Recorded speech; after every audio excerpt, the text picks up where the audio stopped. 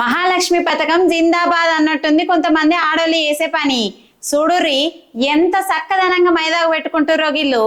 ఇక ఆషాఢం కదా, ఆకు మైదాకు పెట్టుకుంటే మంచిదని అనుకుంటుంటారు కదా.